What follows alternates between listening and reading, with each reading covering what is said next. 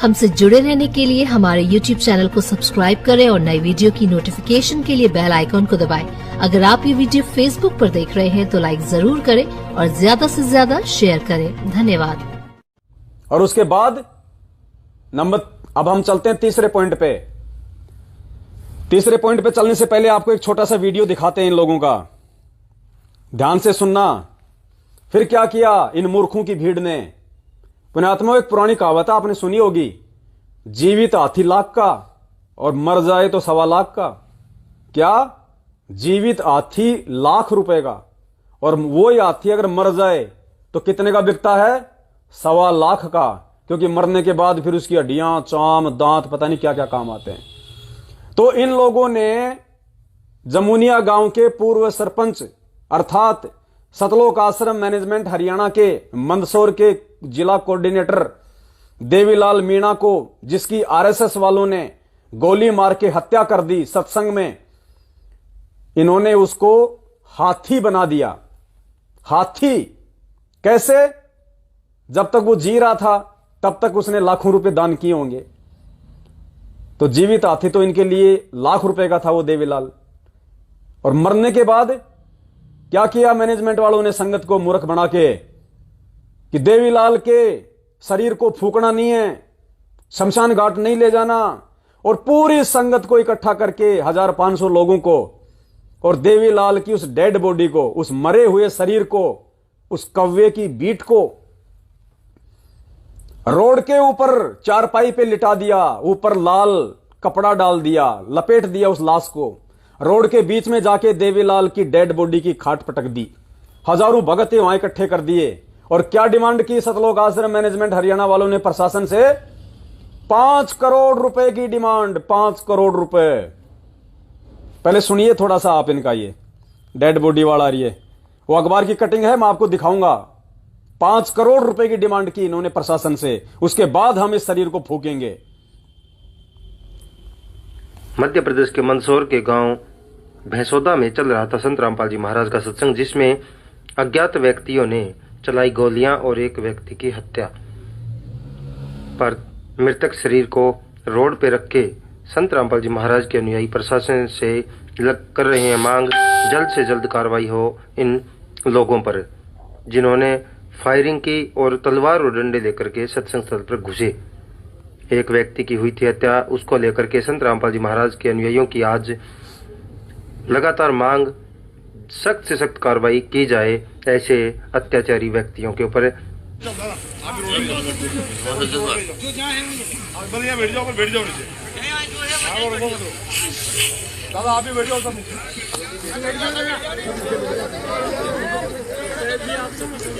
देखना वो लाल कपड़े में बांध रखा हुआ और सामने देखिए ये लाल कपड़े में बांध के डाल रखा है। संत समागम। देवीलाल मीणा सतलोक आश्रम मैनेजमेंट हरियाणा के कोऑर्डिनेटर अर्थात मरे हुए हाथी को रोड के बीच में पटक दिया गया, लाल कपड़े में बांध के। 1000 मूर्खों की भीड़ इकट्ठी कर दी गई और प्रशासन से 5 करोड़ रुपए की डिमांड की गई। मध्य प्रदेश के अखबारों में ये न्यूज आप जी देख सकते हो। 5 करोड़ रुपए की डिमांड की गई, अपराधियों को पकड़ने की डिमांड की गई। यानी जीवित हाथी ₹1,00,000 का और मरा हुआ 1.25 लाख का। ये मैनेजमेंट हरियाणा सतलोक आश्रम वाले पुण्यात्माओं, ये उस जानवर की तरह है। कौन सा जानवर? जंगल का गधा। काफी दिनों से परमात्मा दास को एक छोटा सा एक चुटकुला है, उसको सुनाने का दास का मतलब मन कर रहा था, लेकिन मालिक ने कहा कि बेटा जब कोई ठीक का समय आएगा तब तू ये चुटकुला संगत को सुनाना। और ये चुटकुला आज वो समय आया है इस देवीलाल की मौत के बाद कि जीवित हाथी ₹1,00,000 का, मरा हुआ 1.25 लाख का। और ये सतलोक आश्रम मैनेजमेंट हरियाणा वाले उस जंगली गधे की तरह हैं जो दोनों तरफ से खाते हैं। दोनों तरफ से भगत जीवित है तब भी खाओ, ज्योति पाठ और दान के नाम से, रक्तदान के नाम से, दे दान के नाम से। मर जाए तो भी खाओ। अब ये 5 करोड़ की डिमांड मरने के बाद, हमें तो गुरुदेव ने 13वीं 12वीं मरे हुए के ऊपर भोजन करना ये मना किया ना परमात्मा ने। कि अगर कोई मर जाए तुम्हारे रिश्तेदारी में या परिवार में, तो हमने ये भोजन वाजन नहीं खाना, उनका मृतक का भोजन नहीं खाना, इससे हम परमात्मा के दोषी हो जाएंगे। अरे तो तुम 5 करोड़ रुपए देवीलाल के मरने के बाद उसकी डेड बॉडी की एवज में मांग रहे हो, नालायक, तुम तो मरे हुए का खा रहे हो। तो ये सतलोक आश्रम मैनेजमेंट हरियाणा वाले तुम्हें ना घर का ना छोड़ेंगे ना घाट का, तुम्हारे को धोबी का कुत्ता बना के छोड़ेंगे। तो क्या था वो किस्सा पुण्यात्मा, फिर तुम्हें समझ में आएगा कि किस प्रकार से ये दोनों तरफ से खाने वाला गधा है सतलोक आश्रम मैनेजमेंट हरियाणा वाला। एक बार क्या हुआ, एक गधा था किसी कुम्हार का, वो भटकते भटकते जंगल में चला गया। अब कुम्हार ने काफी सर्चिंग की, नहीं मिला, कुम्हार अपने घर वापस आ गया। अब जैसे ही गधा जंगल में गया तो सौभाग्य से जो जंगल का राजा था शेर, वो कहीं बाहर गया हुआ था। अब जंगली जानवरों ने कभी, क्योंकि जंगली जानवर जंगल में रहने वाले, उन्हें क्या पता कि ये क्या है, जो गधा है वो गांव में रहने वाला। तो अचानक से जब वो गधा जंगल में गया और जैसे उसने एक दो बार अपना वो हॉर्न बजाया, पी पा, तो जंगली जानवर सारे डर गए, भयभीत हो गए कि यार इतनी जबरदस्त आवाज तो मतलब जंगल के राजा की भी नहीं, और आज से पहले हमने कभी ऐसे जानवर को कभी वो देखा भी नहीं, क्या है ये बला। तो लोगों ने विचार किया कि राजा तो पता नहीं 3 दिन में आएगा, 4 दिन में आएगा वापस शेर, तब तक तो ये हमें खा जाएगा, मार देगा, तो मालूम करो ये क्या बला है, कौन से ग्रह का ये प्राणी है। तो लोगों ने विचार किया कि भाई एक बात है, हम तो कभी गांव जाते नहीं, तो ऐसा कोई जानवर देखो जो गांव जाता रहता है। तो लोगों ने कहा वो बंदर है, वो बंदर जाता है गांव में। तो लोगों ने उसको बुलाया और कहा कि भाई साहब ये देखो ना जरा क्या आपत्ति है। अब इतने में क्या हुआ कि जंगल का शेर का, जो जंगल का राजा था शेर, वो भी आ गया। तो लोगों ने कहा कि आओ आओ महाराज, आओ, हमारा सौभाग्य, आपने हमें बचा लिया महाराज, आप आ गए, नहीं हम तो मरने वाले थे। बोले भाई क्या हुआ? बोलो ऐसे ऐसे, बोलो पता नहीं क्या एक ऐसा आ गया जानवर। तो शेर का भी नहीं देखा हुआ था, शेर भी बेचारा उनकी बातें सुन के डर गया कि यार वास्तव में कोई नई बला तो नहीं आ गई, कहीं मेरा राज्य छीन लिया जाए। तो बंदर ने कहा रे तुम डटो, मैं जाता हूं, देखिए ऑब्जर्वेशन करके आता हूं, जरा सूचना लेके आता हूं, डरो मत, क्या है। तो 2 किलोमीटर दूर वो था, आराम से घास चर रहा, खा रहा, पी रहा, लौट रहा। तो बंदर ने तो तुरंत पहचान लिया कि भाई ये तो गधा है और ये तो बेचारा सीधा साधा सा जानवर है। तो उसने आके बताया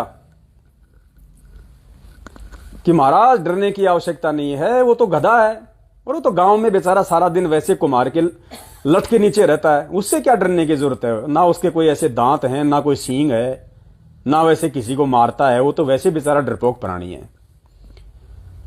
तो बोले भाई हमें यकीन नहीं है, बोले हमें कोई उसकी कोई निशानी लाके दे, तब हमें उस बात का मालूम पड़े कि वास्तव में क्या है।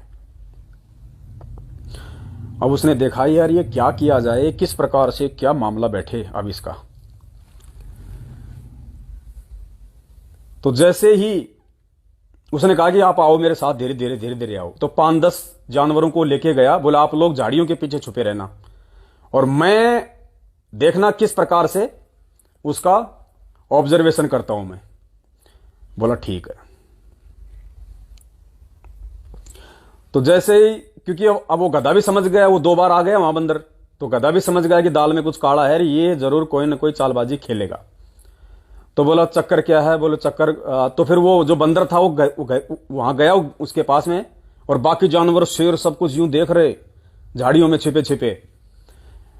अब गधा समझ गया कि दाल में कुछ काला है, तो जैसे ही बंदर उसके पास गया और मीठी मीठी बातें करने लगा, तो उसने एक चाल चली गधे ने क्या किया कि ऐसी तो बात बनेगी ना तू भागने से बचेगा ना और बातों से बचेगा, तो कुछ ऐसा कर कि इनमें और ज्यादा मतलब भय पैदा हो जाए।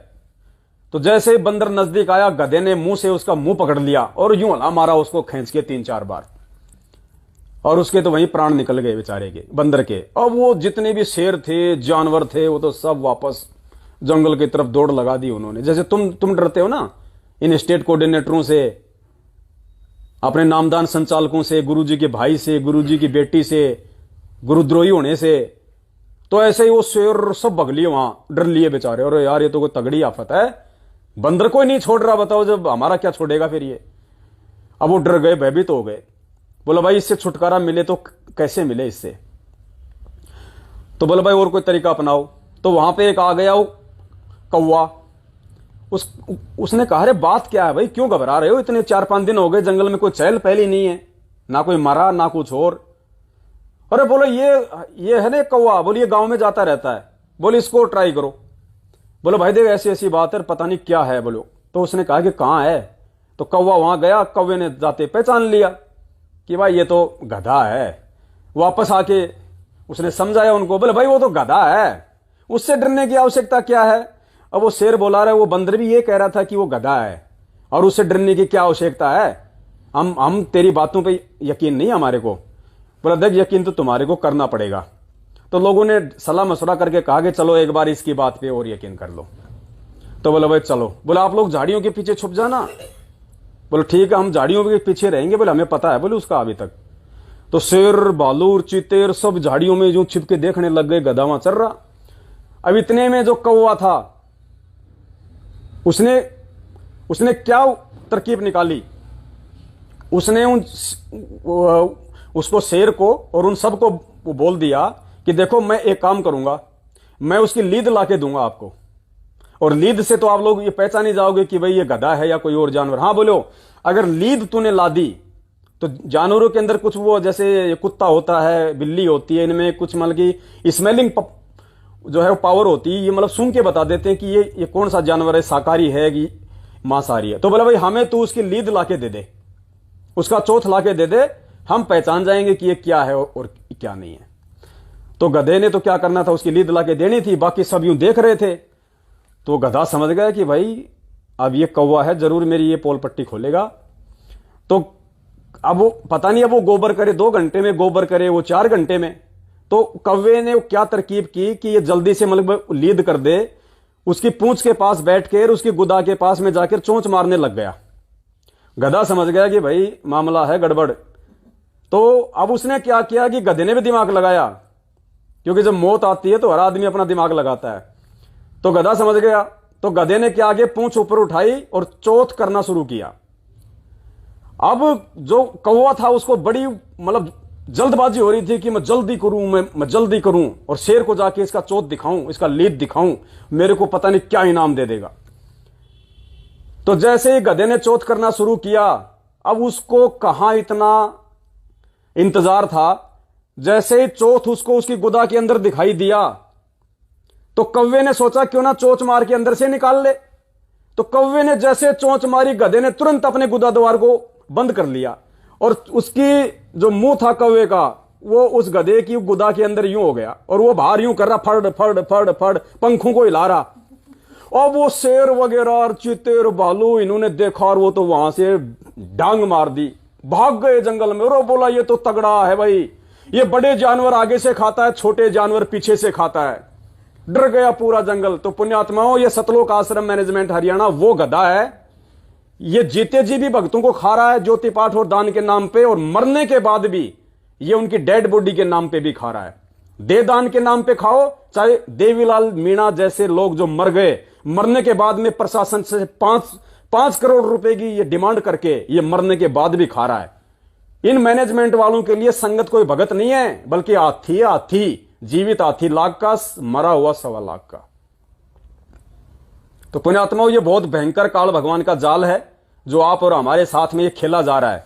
तो आपने देख लिया होगा किस प्रकार परमेश्वर के ज्ञान के विरुद्ध। अब बताओ पुण्यात्माओं, गुरुदेव ने हमें कब ये शिक्षाएं दी, हमें कब ये शिक्षाएं दी? परमात्मा ने इस प्रकार से धरने, रैलियां, परमात्मा तो कहते हैं जो तो को काटा बोवे ताको बो तो फूल, तो ये फूल के फूल है वाको है त्रिशूल।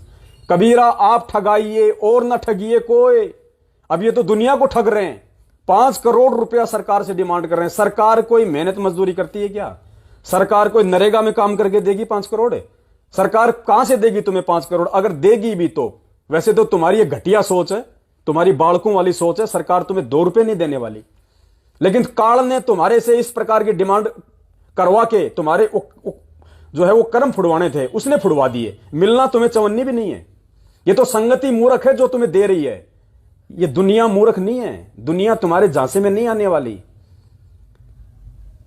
तो काल ने ये 5 करोड़ की डिमांड करवा के, और अगर वो मान लीजिए वो दे भी देते हैं 1 लाख 2 लाख रुपया, 4-5 लाख रुपया, तो पुण्यात्माओं और ज्यादा वो कर्म फुड़ेंगे, क्योंकि वो पैसा कहां से आएगा?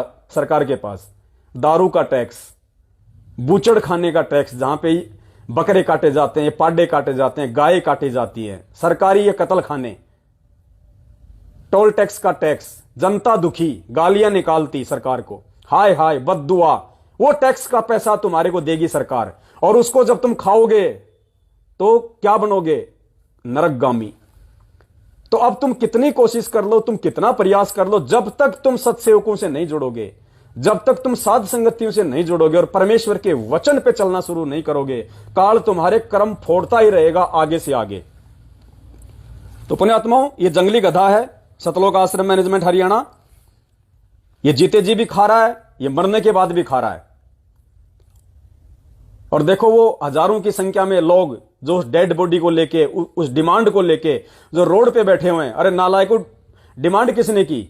एक ने, सतलोक आश्रम मैनेजमेंट हरियाणा ने। और उस डिमांड के समर्थन में हजारों को वहां बैठा दिया। तो डिमांड वो एक की नहीं रही, वो हजारों की डिमांड हो गई। सबके कर्म फोड़ दिए काल भगवान ने, सबको परमेश्वर के वचन के खिलाफ काल भगवान ने खड़ा कर दिया। ये है इसकी सूक्ष्म चाल। ये ऐसे मारता है, एक तीर से हजारों शिकार। क्या कहा गुरुदेव ने? सहस्त्र बाहु, इसके हजार मुख हैं, ये हजार कला का स्वामी है। इस प्रकार ये एक तीर से हजार शिकार करता है। आज इसने एक आदमी के माध्यम से और हजारों संगत वालों को, वो डेड बॉडी को लेकर रोड पे जाम लगा दिया, 5 करोड़ की डिमांड कर दी, हजारों को इसने ठग लिया, सबको समर्थन में खड़ा कर दिया। गुरुदेव ने क्या कहा? चोरी करना या चोरी को जो अंजाम देने जा रहा है चोर, उसको सहयोग करना, दोनों महापाप है, दोनों दोषी हैं। तो डिमांड की मैनेजमेंट ने मोरा बना के बैठा दिया संगत को। क्या होगा? क्या होगा? मरोगे ना। तो इस दो मुंह वाले इस गधे से सावधान हो जाओ, वरना ये तुम्हें छोड़ेगा नहीं, ना घर का छोड़ेगा ना घाट का।